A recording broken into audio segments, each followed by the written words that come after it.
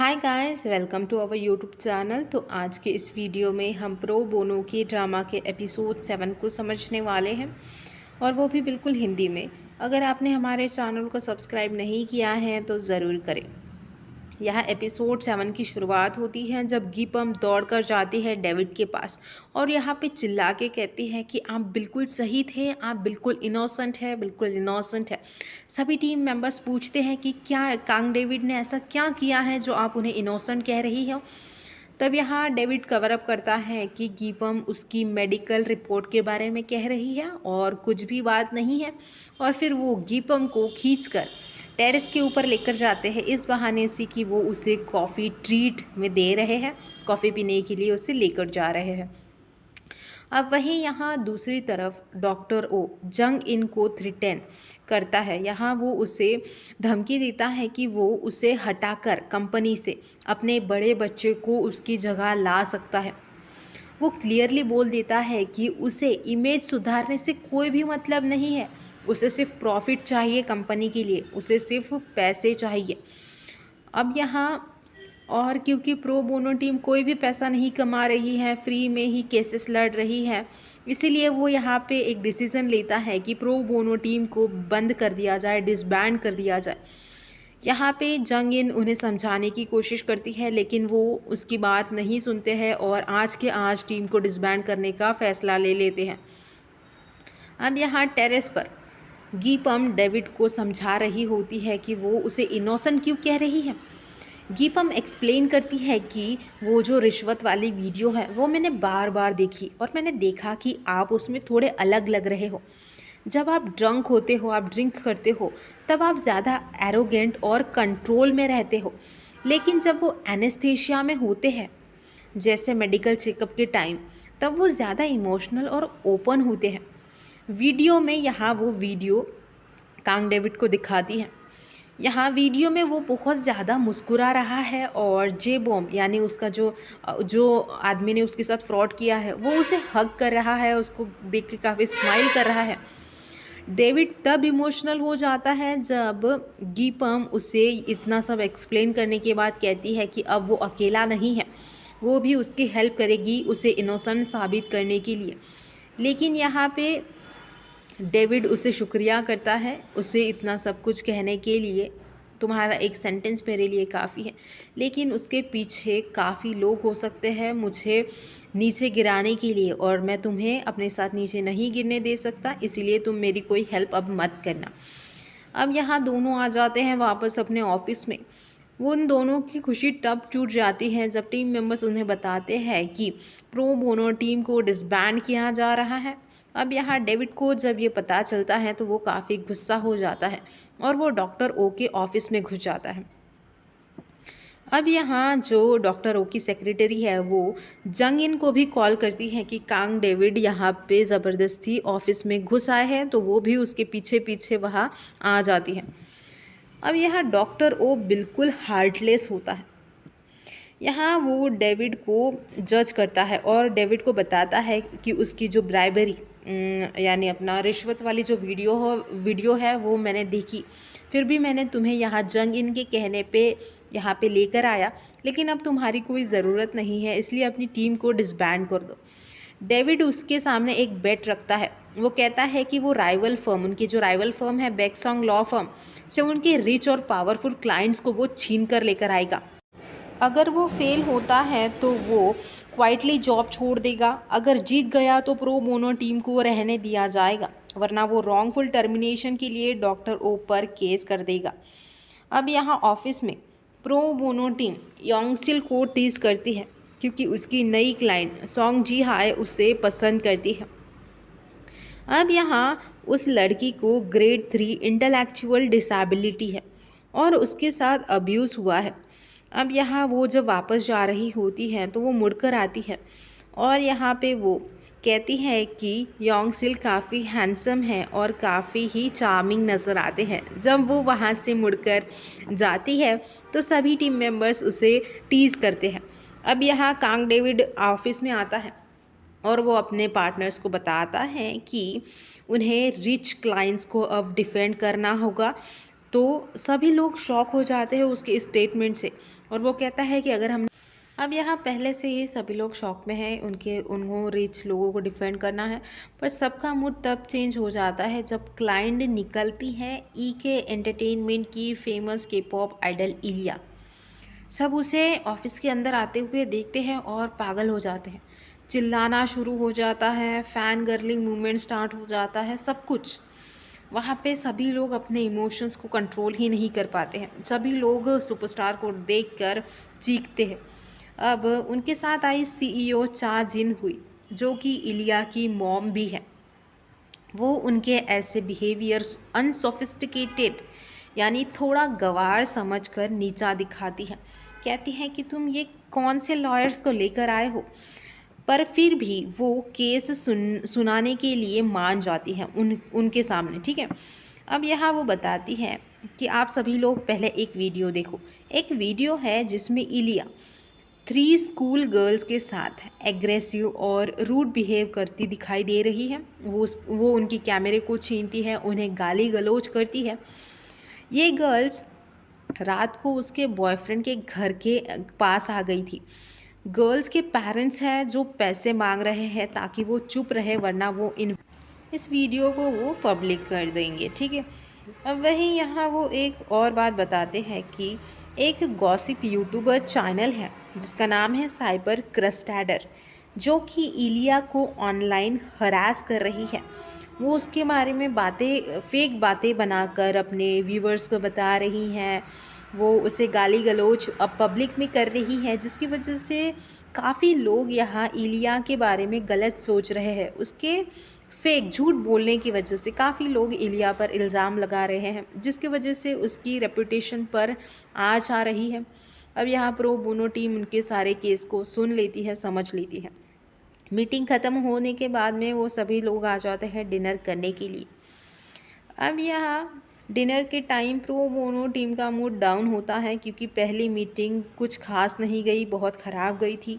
Juno, जो कि हमेशा ही पॉजिटिव रहता है, उसने भी आज अपनी होप लूज़ कर दी होती है और वो डेविड को डांटता है कि वो टीम को सीरियसली नहीं ले रहा है, वो टीम को एक गेम की तरह ले रहा है और वो आज अपनी सारी फ्रस्ट्रेशन निकाल देता है। अब यहाँ गुस्से और फ्रस्ट्रेशन में डेविड उसकी इतनी सारी बातें सुनता है और वो यहाँ पे उन्हें उसके ब्राइबरी, उसके रिश्वतखोरी के एक्यूजेशंस के बारे में बता देता है। गीपम यहाँ उसे चुप रहने के इशारे करती है, लेकिन वो बोल्डली सबके सामने कन्फेस कर देता है कि वो जज था और वो जज की पोजीशन से इसीलिए हटा दिया गया है क्योंकि उस पर रिश्वतखोरी के एक्यूजेशंस लगे हुए हैं। अब यहाँ टीम शॉक तो हो जाती है, लेकिन फिर सब हॉनेस्टली बात करते हैं। यहाँ ना हुई कहती है कि जब तक कोर्ट में प्रूफ ना हो तब तक कोई भी गिल्टी नहीं होता है, इसीलिए हम सब आप पे विश्वास कर रहे हैं। वही यहाँ योंग सिल बोलता है कि डेविड के अच्छे काम ही उसका प्रूफ है कि वो कैसा इंसान है, वो कैसा नेचर का है। ये बात सुन के डेविड काफ़ी अच्छा महसूस करता है और सभी टीम मेंबर्स भी उसकी बात से यहाँ हाँ में हाँ मिलाते नज़र आते हैं।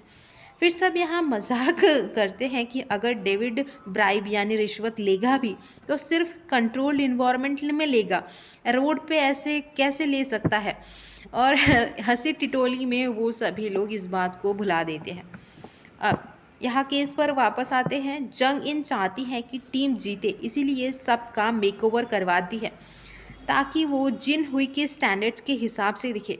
उन्हें काफ़ी ज़्यादा ही एक्सपेंसिव सूट्स लेकर देती हैं कि ताकि उनका फर्स्ट इम्प्रेशन सब पे अच्छा हो, और वो डेविड को जीतने के लिए कहती है। अब यहाँ एक पिच मीटिंग को बुलाई जाती है दोनों फर्म के बीच में। अब यहाँ उनकी डैशिंग एंट्री हो जाती है सबके सामने। अब यहाँ हमें पता चलता है कि बेसंग लॉ फर्म के जो सबसे मेन लीड लॉयर है वो म्योंग यून ही होता है। ओएन पार्टनर और बेसंग लॉ फर्म के बीच यहाँ पिचिंग शुरू हो जाती है। यहाँ म्योंग यून की टीम इलिया को पपेट की तरह ट्रीट करती है। सेटलमेंट के लिए प्रेशर, रोने को बोलना और पेरेंट्स को शांत कराने के लिए हॉस्पिटल विजिट सजेस्ट करता है। अब यहाँ ना हुई को बहुत गुस्सा आ जाता है उनके ये सब सजेशंस को सुनकर, और वो उन्हें कॉल आउट करती है। यहाँ पे इन्वेस्टिगेशन में प्रो बोनो टीम डिस्कवर करती हैं कि वो 3 गर्ल्स इलिया की स्टाइलिश और कि उसकी बेस्ट फ्रेंड को बुली और बीट करती थी। यहाँ पे म्योंग यून उनसे वीडियो की मांग करता है, तो यहाँ पे वो वीडियो भी प्ले करके दिखाते हैं कि वो इलिया की स्टाइलिश और बेस्ट फ्रेंड को बुली और बीट भी कर रही होती है वो 3 गर्ल्स। अब उन्होंने अपने ड्राइवर से वीडियो रिकॉर्ड करवाया था और उसने वही जो वीडियो रिकॉर्ड किया था वो साइबर क्रस्टेडर को भेज दिया था।